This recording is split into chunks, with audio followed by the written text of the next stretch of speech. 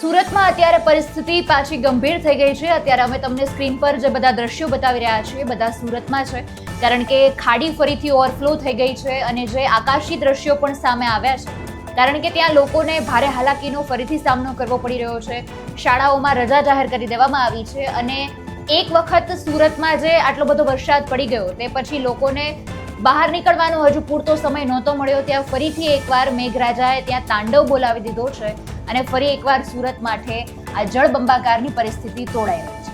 વિગતે ચર્ચા કરીએ આજના વિડીયો। નમસ્કાર, આપની સાથે હું આકાંક્ષા, તમે જોઈ રહ્યા છો રાજકોટ। ગુજરાતમાં હવામાન વિભાગની વાત કરીએ તો છેલ્લા ઘણા દિવસથી ઘણા બધા જિલ્લાઓમાં અને વિસ્તારમાં છૂટો છવાયો વરસાદ પડી રહ્યો છે।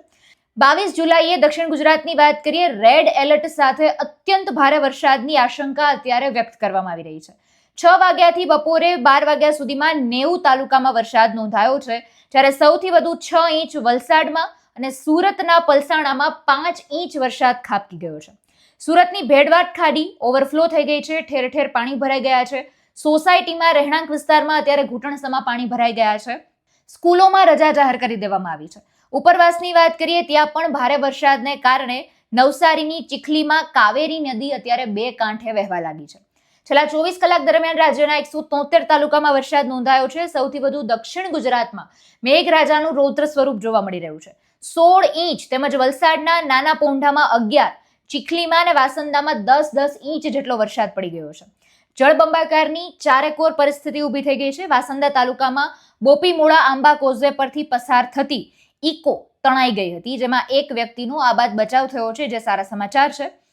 હવામાન વિભાગની આગાહી મુજબ આગામી 7 દિવસ રાજ્યના મોટા ભાગના વિસ્તારોમાં વરસાદી માહોલ યથાવત રહેવાનો છે, જેમાં ખાસ કરીને દક્ષિણ ગુજરાત અને ત્યારબાદ ઉત્તર ગુજરાતના કેટલાક વિસ્તારમાં અતિ ભારે વરસાદની આશંકા વ્યક્ત કરવામાં આવી છે।